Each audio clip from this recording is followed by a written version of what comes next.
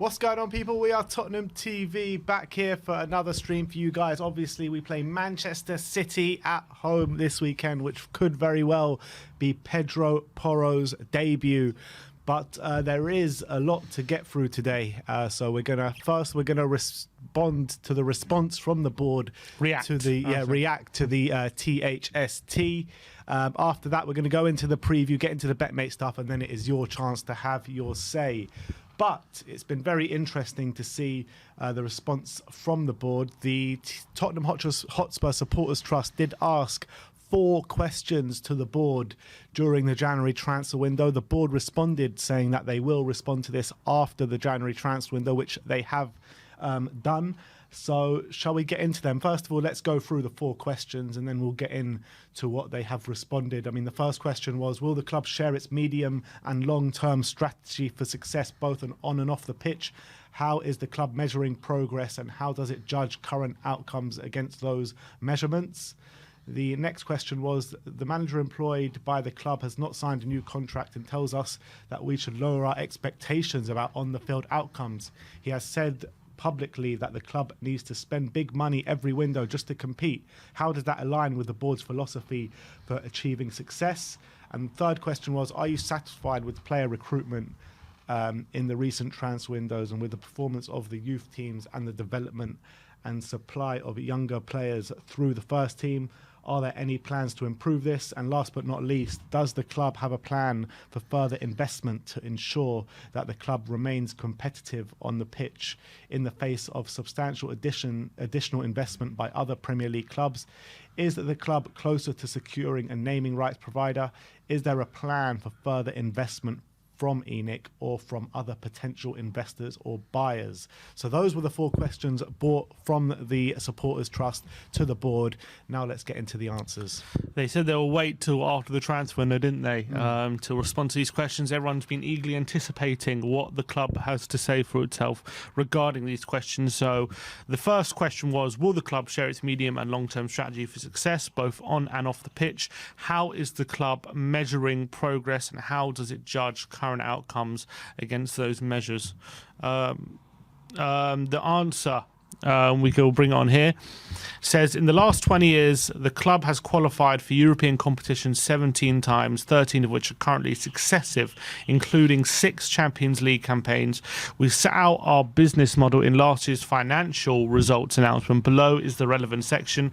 They go on to basically detail the section of the financial results which they believe details the club's strategy. Basically, I'm not going to go through it, but it's basically just saying how they're going to build up revenue through NFL, the stadium, all the events, and then reinvest that money back into the club. They follow on by saying, we have delivered world-class facilities which are in place to generate income for investment in our football activities. Our stadium debt is long-term, ensuring limited impact on the club's ability to invest. Completing the stadium was always a key step in our strategy of increasing and diversifying recurring revenues to fund our football activities. The COVID-19 pandemic saw a 2-year disruption and a loss of circa 200 million, but we are now back on the planned journey of growth. We have seen the return of football, third-party events and visitor attractions income. Growing our revenues is essential for our club to continue to have the ability to invest in players. We want to be consistently qualifying for the Champions League and challenging for and winning major trophies. Returning to the Champions League this season was important, although we acknowledge a number of teams competing for those 4 places. We are working hard to build a strong, deep squad with a winning mentality. There's been a detailed review of all departments on the footballing side of the club in order to constantly improve and change, and changes have been and continue to be made to ensure we remain competitive, attract and retain the best players and continue to progress. Improved recruitment and world-class academy are also vital to our future success. So that was the response to the first question. And look, I think we'll get into the responses to the other questions, but I think in terms of that response, they're not really saying much, just saying we're going to invest the money that we make. That's the plan into the club. They also obviously blaming the pandemic for maybe lack of spending or maybe the disruption to it, but they're saying, you know, now the pandemic's over, we are investing in the club. But one line people are a bit angry about is they say we want to be consistently qualifying for Champions League and challenging for winning and winning major honours. Is the fact they put Champions League first and then ahead of major honours, does that kind of tell you where their mind's at? Yeah, I think it does, to be honest. And look, on the face of things, I've got a few problems with the way these answers were delivered. I don't have too much of a problem specifically with the answer to number one, but I do have a problem with the way they're delivering it, to be honest. And I think it is a problem when you're looking at the way that they're wording it, where it looks as though Champions League is the first and foremost thought of what they want to do and achieve on the pitch, because of that's what's going to achieve the money first and foremost, where they don't want to push the boat out to make us consistent achievers at the top of the league and consistent achievers by winning trophies year on year out. That doesn't seem to me what their first goal is. Their first goal is to get Champions League football, where if we were achieving to fight for the top, achieving for fight of these competitions, that would just be a given, wouldn't it? Yeah, so you'd hope. Yeah, exactly. So the aim should be aiming really, as Danny Blanchfeld said, you should aim so high that even failure is an echo of glory. That's what we should be looking at. So we should be looking right at the top, not just for getting in the Champions League, albeit. I do think it's good to get regular Champions League football. I think people a lot of the time think, oh, you only want top four, you only want Champions League. It's not just about, for me anyway, the revenues and getting in that top four position. Obviously for the club that's a big thing, but for me it's those European nights, bringing Barcelona to the Lane or something, or going to the Bernabeu, having those amazing knockout games. And European nights, especially for Tottenham, they've always been synonymous. We know all the white kit, the whole white kit, the under the lights. So European nights have always been special to Spurs. So you always want the biggest European nights every season, and the only way of doing that is qualifying for the Champions League. So I don't think people should cast that aside and take it for granted getting the Champions League. No, definitely not. But it shouldn't be the first and foremost aim of this football club. They should be going for glory on the pitch. Should be the first and foremost aim. Fighting at the top of the league, trying to get trophies in. Like I said, if we do those things and we do those things well, Champions League qualification would be a given. Yeah, and that's obviously the what you call the Holy Grail. That's what you want. And also, when people are digging into the club about them harping on about the revenues, about money coming in, like, that's a good thing, by the way, for this football club. It's a good thing for the fan base as well, if the club acted on that in the right way. There's, you got to take pride in a sense, like, not with the current situation we're in, but you've got to be looking at it in a good way, that Spurs want to be maximising the revenues, want to be bringing in the most amount of money with everything going on, with the concerts, with the stadium, all that kind of stuff. It's a good thing that Spurs are bringing in so much money, but they need to act in the right way with that money, and they need to use it to develop the football team into making us into a powerhouse in this league, a powerhouse in Europe, not just making us just about getting into the top four and building the infrastructure around the stadium. Yeah, and I think it needs to be priority. How the priority shouldn't be bringing the money. That should be, obviously, that's commendable and it's impressive and it's an important thing to do. But the priority has to be the football club and how the football operations are run and how we spend the money, and I'm thinking about the strategy of the team and where we're moving forward, and not always just about thinking about where we're making the money, and then secondary is like what we do with it, and all these kind of things. And I feel like the priorities a lot of the time is revenues first, and then football operations come second. Absolutely. And that's a problem. The next question, let's bring up the phone, says the manager employed by the club has not signed a new contract and tells us that we should lower our expectations about on-field outcomes. He has said publicly that the club needs to spend big money every window just to compete. How does this align with the board's philosophy of achieving success? The board have responded saying, like everyone at the club, our head coach wants the team to compete for top honours. The club has invested heavily in the squad. This is a continuous continual process with the aim of standing the club in good stead on the pitch for years to come. Since the opening of the stadium in April 2019, we have spent more than 500 million, putting us in the top quartile of spending in the Premier League. We have made significant investments in the women's team too. In addition to the summer investment of over 200 million, we have committed to a further 47 million spend in January. Despite this, we consistently see references to our perceived lack of backing for our head coaches and lack of spending. It's important that we deal with facts. Our spending levels quite clearly show that we have backed our football side. There is always a fine line between long-term investment and short-termism, which is why our recruitment has to be first class. Mistakes at this level leave a financial and sporting impact for future seasons. We have felt the financial impact of supporting player purchases which have not worked out as hoped. We have taken steps to improve this area of operations. The recent window reflects this. So they've kind of come out a bit swinging with that response. There's a hint of maybe a bit annoyed about the constant jibes that they don't spend enough, or they're not, or they don't back their managers. It's a vibe of we're a corporate beast, we're much cleverer than you, and we don't really care what you say, and we're just responding this just to save a bit of face. And it's basically like, it's like talking down to us, basically. That's what I'm trying to get at. That's what it feels like to me. Like, this whole statement, it feels like they're just talking down to us, and they're completely up their own asses and feel like they're not doing anything wrong whatsoever. Yeah, I mean, it does seem a bit arrogant. That's right. That's the word, arrogant. Yeah, for me, it does seem a bit like they're pissed off with the kind of perception of their dealings, that they don't back their managers. They're annoyed with the fact that it keeps getting brought up that the board is the problem. They clearly don't feel like they're doing anything wrong. They feel like they invest enough money, all these kind of things. All I would say is if I'm responding to what they're saying, first of all, 200 million in the summer. Did we invest 200 million in the summer? I don't know how they got that figure no, I don't know where they got it from. Even if you include the Romero money, which fair enough, you can maybe they're including Kulusevski in that. I'm not sure what they're including, but 60 for Richarlison. They must be including Kulusevski because they're including Porro in the January one. Yeah. So you got 60 for Richarlison. You've got 20 for Spence. That's 80. You've got 15 for Udogie, 95. You've got 25 for Bissouma. That's 115.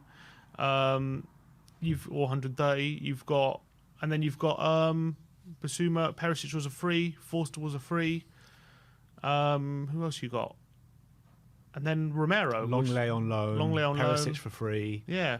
And then you got Richarlison. I said Richarlison. And then you got Romero for 42 or whatever it was. So that takes it to about but the thing is, if you're gonna add Romero into that, you can't add Porro into the January one. Romero was last summer, the summer before, a year ago. I know it was a loan and an option to buy, but still, like, if you're willing to commit that money, surely it goes on that summer's budget. I'm saying if Kulusevski will be previous January. If they're going to say we're dealing in facts, they said over 200 million pounds in their statement. I'm looking at Transfermarkt. I know it's not the most reliable, but they have the figures at 177 million euros, and that's including the Romero deal. Right. So I don't get where they get over 200 million pounds from for that figure. And when it comes to, I would argue as well, when it comes to big money deals that haven't worked, I would argue that's just as much the owner's fault and the lack of planning than it is the players themselves. Like, we look at Ndombele and Lo Celso, they were bought for a very attacking manager like Pochettino. They were bought for an offensive style of play, and they were bought for a different system. Now, you signed them for big money. Yes, they haven't worked out, and you can say, and you could argue you could very well argue, look, we spent money on Ndombele, Lo Celso. They haven't worked out, and it's not our fault that they've kind of been cast aside by managers who are at the football club. But you gave Pochettino 12 games to work with them, right? Pochettino barely had an opportunity, in all honesty. Lo Celso was injured for most of it, and Ndombele, I think he used a handful of games before Pochettino got sacked. So you spent big money on a player for a specific manager. You then sack that manager and bring in a player who plays a completely different way in a completely different system, and you expect it to work, and you expect the players just to fit it. And clearly we can tell that Lo Celso and Ndombele are not as suited to that kind of football as they would have been to maybe a Pochettino. So I would argue that as much as the players have failed, we failed the players as well when bringing them in, and that was down to the hierarchy. What was the planning in bringing in Mourinho when thinking about those players? Was there any planning? No planning. And then you think about having players like even recently, like Brian Hill, people like that. We have failed Brian Hill as much as Brian Hill hasn't been good enough for us. Where was the planning when it comes to what kind of manager would suit having young players and bring in these kind of players when you're spending 22 million on Brian Hill? Was there any planning from the hierarchy, or was it just it would have to just try and fit square pegs into round holes, that kind of thing? So I think when it comes to backing managers and things like that, I think the hierarchy do have a lot to answer for when it comes to a strategic planning between the club and the management and playing staff, and there being a cohesive communication and everyone being on the same page. I don't think that's been the case. And what have we always said about the Tottenham board, right? They're not proactive, they're reactive. They always just spend money when they know that they really have to. They don't ever spend money from a position of a power of strength. And when you're looking at the last 2-3 years of spending, that's exactly what they've done. They know we've been in the complete shit. World-class managers have come in and said they're in the complete shit, so they've panicked and spent money. If they want to talk pure facts, let's talk about transfer windows then. Let's talk about what's been going on since the 17-18 season. The season before that, we brought in Son and Toby Alderweireld, and they were the last two that really impacted the first team. Summer after, we spent 30 million on Moussa Sissoko and who else was it? 30 million on Moussa Sissoko. Even that window's irrelevant anyway because it was a shit show of a window. The next window, they brought in absolutely nobody. The next window after that, we brought in... One second. Trying to get the facts up here for you. The next window after that, it was the summer that you're talking about. Tanguy Ndombele, Ryan Sessegnon, Giovanni Lo Celso, Jack Clark, Steven Bergwijn in January. All of them are gone right now. No defenders in there as well. We knew we needed a big improvement in the bag. Yeah, and Jedson Fernandez as well, by the way. All of those players are gone right now. Every single one of them, and most of them have gone on loan because we can't get transfer fees in for them. So that's one summer. Summer after that, oh God, we brought in Sergio Reguilon, Matt Doherty, Pierre-Emile Højbjerg, Joe Rodon, Carlos Vinicius in January, Joe Hart, Gareth Bale. None of those players are at the club anymore, apart from Pierre-Emile Højbjerg. And again, most of those clubs, we've just ripped up Matt Doherty's contract. Giovanni Lo Celso, we left on loan that year. Sergio Reguilon. And you also, by the way, you look at that summer. Apart from maybe Reguilon, where you say I think at the time he was a good signing, and I think he was a top left back, and he probably wasn't a signing where we only spent because he came about. Højbjerg, 1 year left in his contract. Matt Doherty, I think he was a contract running down, or we can get him for fairly cheap. Joe Rodon was after the window had closed, we had run out of centre back options because we failed to get one. Carlos Vinicius, we only got him because we could get him on loan, and we didn't have to have a big outlay for him. Gareth Bale, fair enough, we got him on loan and spent the money, but clearly I think we were hoping he would be. I think he was pretty good at Tottenham, but he was. I think maybe that excitement of bringing him in clouded how poor that window was. And now retrospectively, you're giving Mourinho those kind of tools to compete with the rest of the league, and at the end of the day, they just weren't good enough. Though those players, and a lot of them were not. I don't see at the beginning of the window like Mourinho going, I want Matt Doherty, I want Carlos Vinicius, I want Joe Rodon. I don't think Mourinho. I think Mourinho was probably given those options, and they were like, Mourinho was probably like, I want a centre back, I want a right back, and I want a striker, and they were like looking for the market for opportunities for those players, and that's what that screams to me. And you're talking about 4 summer windows in a row where either we've spent money completely wrong, brought in the complete wrong players that none of them are here to see the day right now, apart from Pierre and Højbjerg, or we didn't bring anyone in at all. And how is that all right for a team of Tottenham's level, where a couple of years before that we were at the top fighting for league titles, we were getting to semi-finals of the FA Cup, we were on a good path. And I think, and to be honest, like when it comes to like the amount of money we spend, I think they may have a point where they say, look, we do spend money. That's fair enough. But I think the main reason for that, for me, is if you buy cheap, you buy twice. And that case in point, Kyle Walker, we sold him for 50 million. And now you could say, they could very well argue, look, we have spent 120 million on right back since he's left. We've spent money. But it's like, well, you spent cheap. That's why you keep having to buy more and more and more right backs, because every single time you buy cheap right backs and they're not up to scratch, and then you keep up to buying again, and then you end up with a total amount which is much more than you should really have had to spend on that position, because you don't actually go for someone who maybe you don't actually just spend 30-40 million on a right back and say, okay, this is going to be our right back for the next 5 years. You try and get a cheap deal, someone who's undervalued in the market. You try and get a deal which could suit your financials, and then you end up having to buy more and more right backs because each one isn't good enough. And that's the case in point of that figure, 500 million. They can look, that's fair enough. They can say, look, we do spend money. That's 500 million we spent in the past 4 windows, and that is a substantial amount of money. How much? But because of how they approach transfers, that figure shouldn't even have to be that high. How much of that 500 million is them trying to scramble against their own mistakes? How much of it? A lot of it. What, probably over half? Maybe even more? You know? So it's a complete disgrace. It's a complete disgrace. And this board are so arrogant. It's unbelievable. No culpability being taken whatsoever. There's a bit of culpability. There's mistakes at this level will leave a financial and sporting impact for future seasons. We have felt this financial impact of supporting player purchases which have not worked out as hoped. And we have taken steps to improve this area of operation. So there's a bit of culpability, not that much. I would argue that a lot of the players haven't worked out. For example, the big ones like Ndombele and Lo Celso is much to blame for them, how they've handled the management, the footballing side of things, as it is the players themselves not being up to scratch.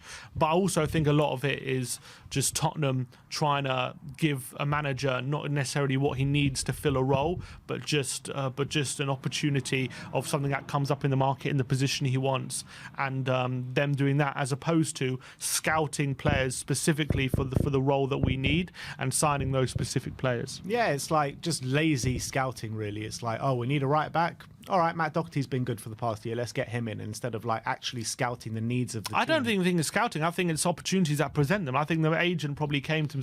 There's no scouting whatsoever then. There's just opportunities. There probably is scouting, but I don't think they're utilising it. Like, I think, for example, Matt Doherty, I reckon what happened is, like, I'm just speculating, but I reckon this is probably the scenario. Mourinho goes to the board, I want a right back. The board probably put out feelers looking for right backs, and George Mendes, who's the agent of Doherty, probably goes up to him, look, Wolves are looking to get rid of him. He's got 12 months left in his contract. You can probably get him for 12 million you've put in a bid.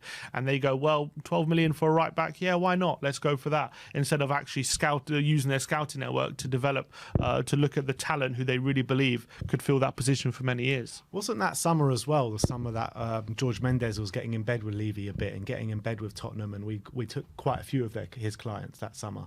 Yeah, I think so. Or in the January as well, because I think Carlos Vinicius was his client as well. I can't remember who else. There's a few of them.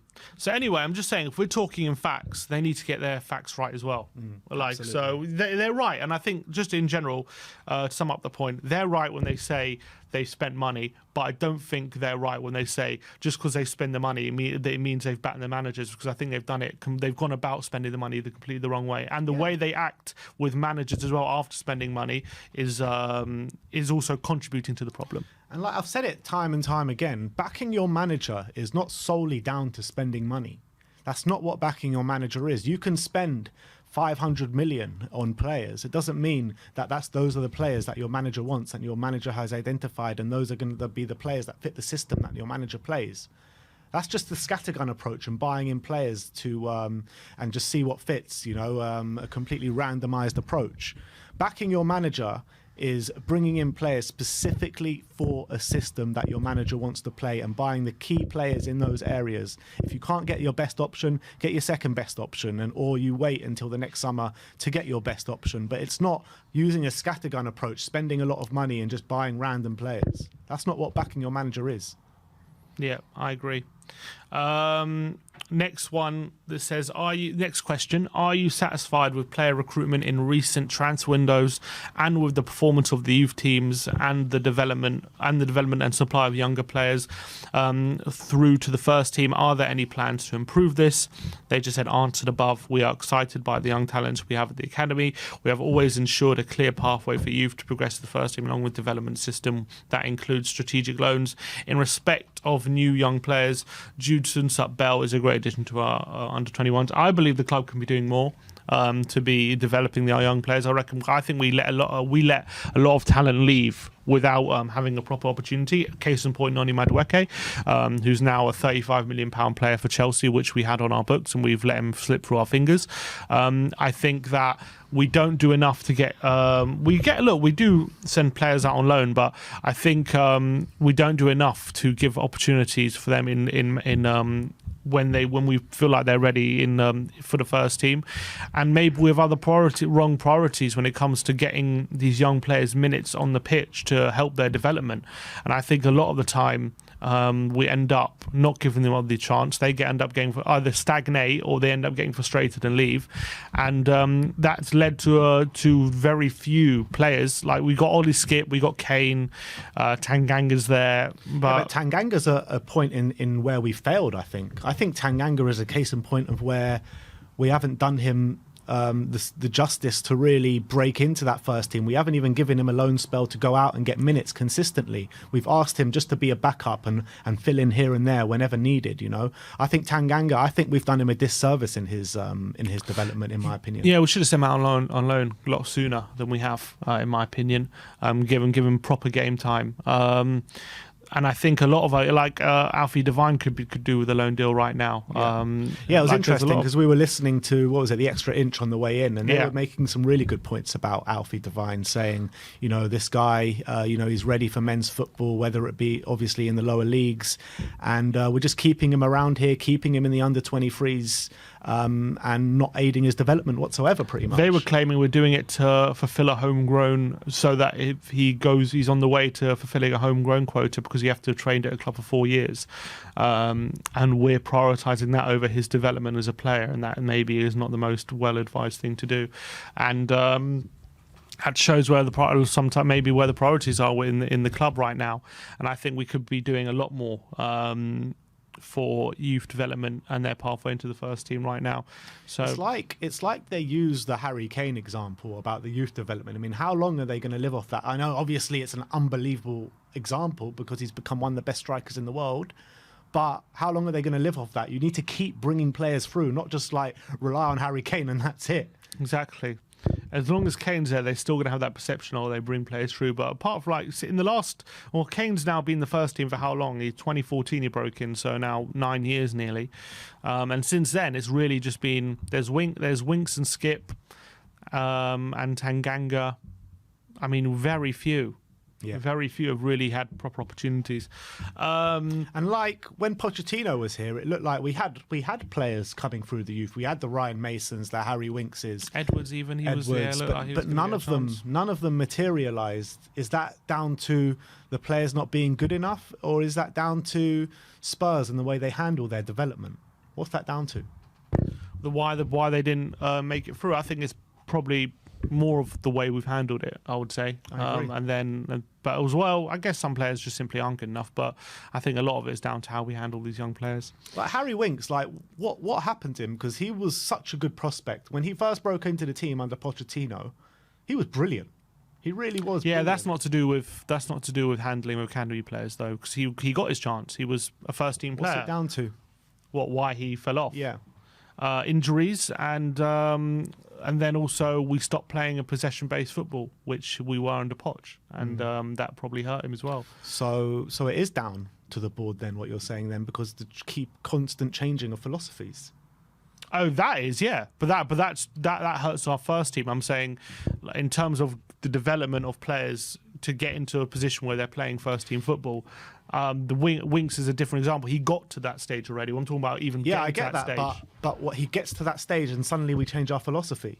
I mean, that No, I agree. him. Sacking Pochettino and not having a philosophy in place for that, and just going from Mourinho and Conte, and then not really backing them to actually give them the tools to seriously compete, has led to the situation where it's a very complete muddled approach. And let's be honest, right? When a club has a philosophy, that needs to be taught from development upwards. It's not just the first team thing that has that philosophy. It needs to be brought through the academy so they know what they're doing. I mean, look at Barcelona is obviously the obvious point. Ajax is probably the obvious point where a philosophy is ingrained in these players from a very young age. How can you ingrain a philosophy in a very young age if the club don't even know what philosophy and what direction they want to go in? They don't have a philosophy. It's all just talk. There's no philosophy at this club. Let's go to the last question. Does the club have a plan for the further investment to ensure that the club remains competitive on the pitch in the face of substantial additional investment by other Premier League clubs? Is the club closer to securing a naming rights provider? Is there a plan for further investment from ENIC or from other potential investors or buyers? They said answered in part above. In response to the latter part of the, I guess they're saying in part, they're saying the goal is to make money and reinvest it. In response to the latter part of the question, which was, is the club close to securing a naming rights deal?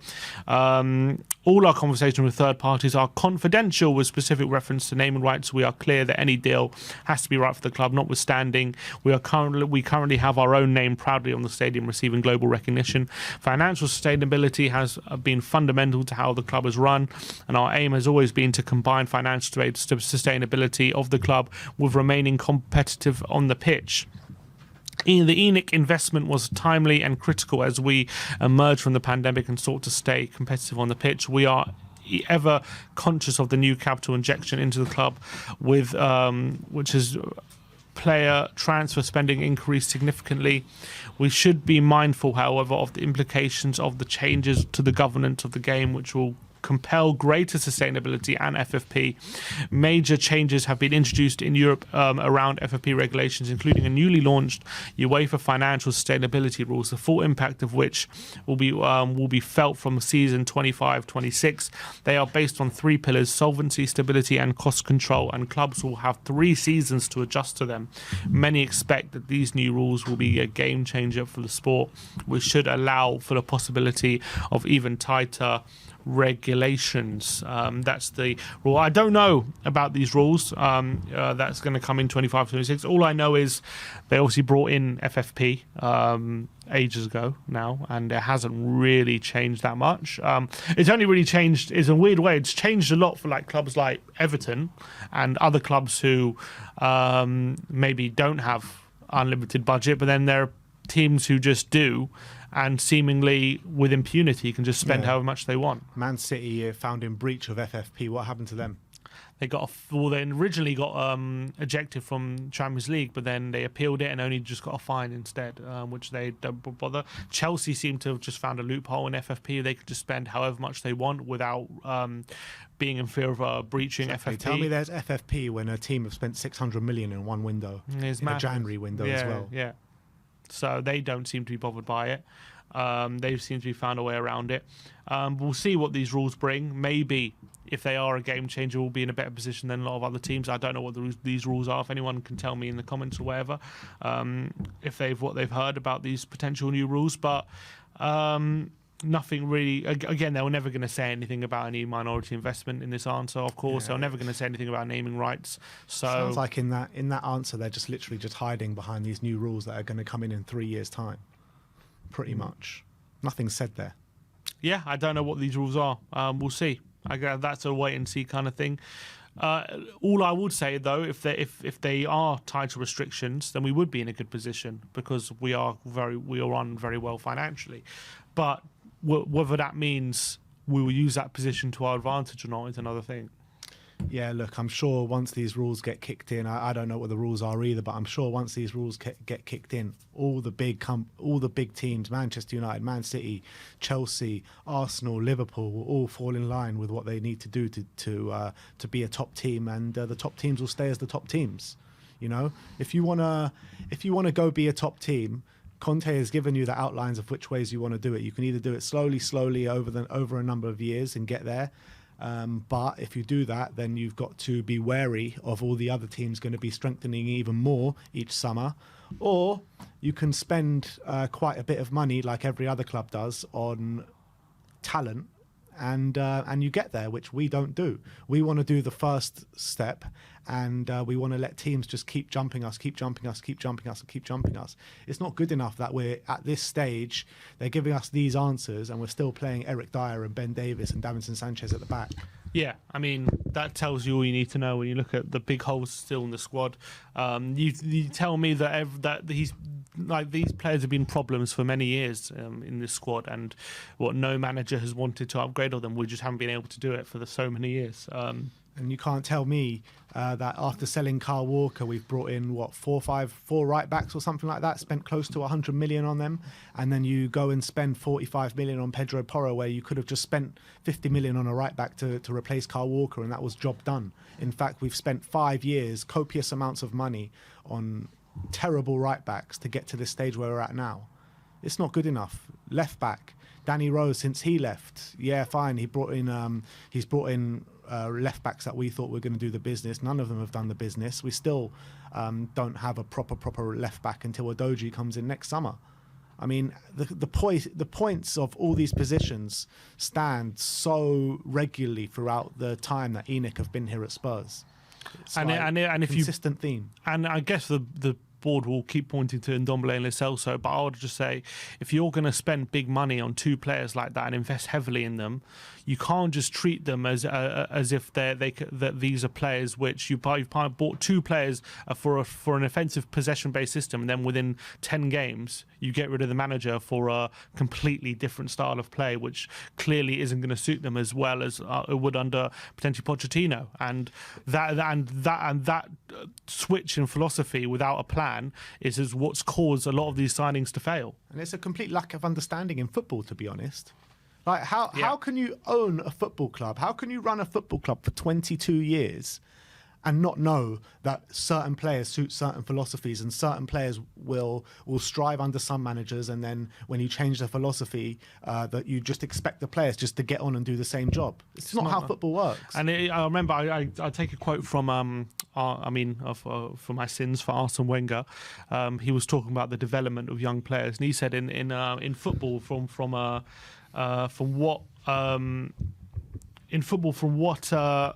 what he understands, what he can see from the development of players, about 80% of players are good because they fit the system that you play. They're very much like based around being in good system. You need them in good structures for them to perform well. And then there's 20% of players who can just play in any system because they're just that good. They can adjust to anything. And they're like, for example, someone like Mbappe, he can just play in any system. It doesn't really matter. He'll be effective. But most players do need to fit them in. You do need to play them in a certain way in certain systems for them to be effective.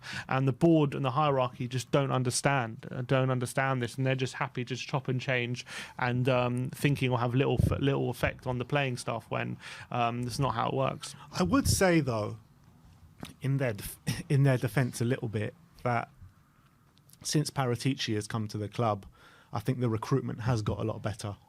I think nobody can say it hasn't, but those years pre-Paratici, whilst Pochettino was here, has just been a complete shit show in terms of recruitment and where our money's been spent, if our money's been spent in some of those years. But you got to say, you got to give them, maybe not benefit of the doubt, but you got to give them something in terms of saying that since Paratici has come in, the recruitment has been a lot better. Yeah. So that's something, isn't it? So it's something that is being improved on.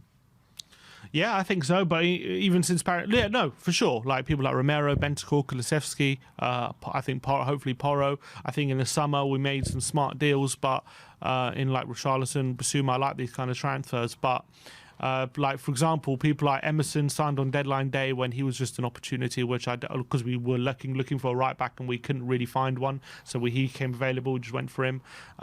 Someone like Brian Hill, we signed him without really a pathway for him to. I think we've dealt with Brian Hill terribly. Oh. The Brian Hill thing's an interesting one because I think he was a very good signing for us, but he wasn't a signing that we should have signed to get rid of a first-team player to bring him in. He's a signing that we should have brought in to bleed through, you know what I mean? Not just someone to come in and spend that much money on him is crazy. 21 million plus Eric Lamela is crazy talk for Brian Hill. Brian Hill should have come in and be kind of developed up, going out on a few loans. He has gone out on a few loans, but you know, proper loans for him where he would get used to English football. We kind of brought him in as a first team player when he's nowhere near ready to be a first team player.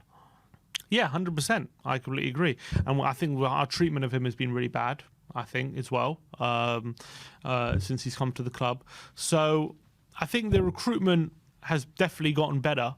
But it's still no, it has gone better. It has gone better since Paratici. It's still not perfect, but it has gone better. And we need to make sure that the recruitment is in line with overarching plan and philosophy, and that's still lacking. I feel sometimes. You're saying now we've started this recruitment structure under Paratici, and we're bringing in these kind of players.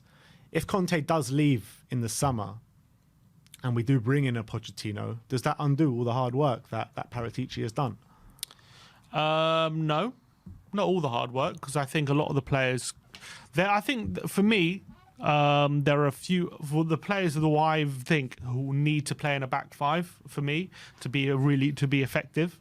I think Dyer, Davis, Sessegnon, Perisic. Who else is there? I said, Doherty's gone now, but he was one of them, Doherty. Who else probably needs to play in a back five? I mean, apart from them, I think everyone else could adjust. And all of them we're happy to go, really, anyway. Yeah, those are the only players for me. Maybe Sanchez, I don't want him in a back four either.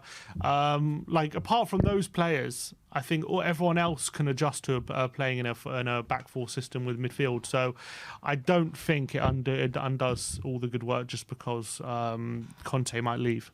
Would you put Bissouma in there? Well, I know we don't play with a middle three, but he can only play in a middle three at the moment. Would you put him in there?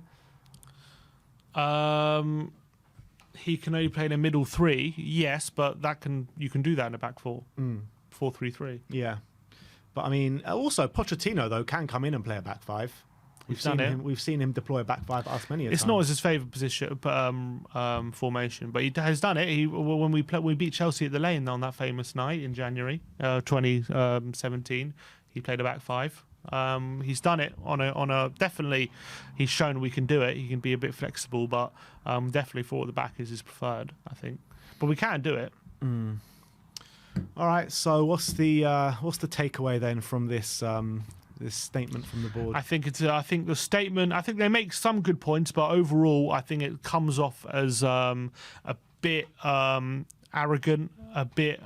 They sound a bit pissed off, and I think as well they still don't understand why they're going wrong when they're going wrong, and they don't understand their own failings and what they are doing wrong. And I think that statement tells me that they think that they're not doing anything wrong, and they're doing everything perfectly, and it's just unlucky, and it's just like things have gone against them when they've actively been the architects of why things have started to go wrong for Tottenham, and they need to take responsibility for that. There's only a bit of responsibility taking for transfers not panning out, but I think they don't understand that they are partly or a lot responsible for why those transfers haven't panned out, and they haven't. I guess it wasn't part of the questions, but they didn't answer anything about Conte's future or anything like that, whether they want him to stay on or what the future looks like. They just said that he wants to win trophies like us.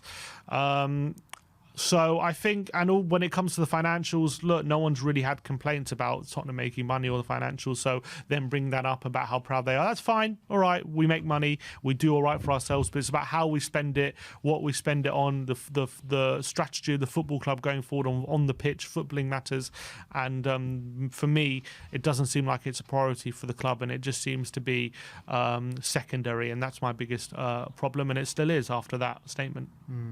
So, I mean, after that statement, no answers really. We don't have any more answers after that statement than we had before that statement, let's be honest. No, there's nothing brand new there. The only thing is, I guess, there's something new, maybe with the new football rules coming in 25-26, you can argue that's something, but they just seem pissed off by that. Especially the answer to number 2 seems very annoyed. There's a tone in there, isn't there? Yeah, it's a very annoyed tone, for sure. And I mean, let's deal in facts. They said when they said we spent over 200 million in the summer. And like, if they're addressing an already disgruntled fan base, and even if they do have a certain tone about them, and they are pissed off with us asking the questions, surely they would put out a message that doesn't have that tone to it to save a bit more face. I mean, it's ridiculous, that tone that they've used in this statement. So arrogant from the board, so arrogant, but.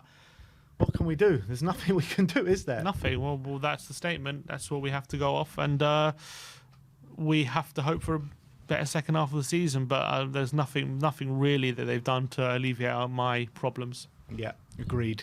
So that is the response from the Tottenham Hotspur board against to the Tottenham Hotspur Supporters Trust regarding the 4 questions they asked.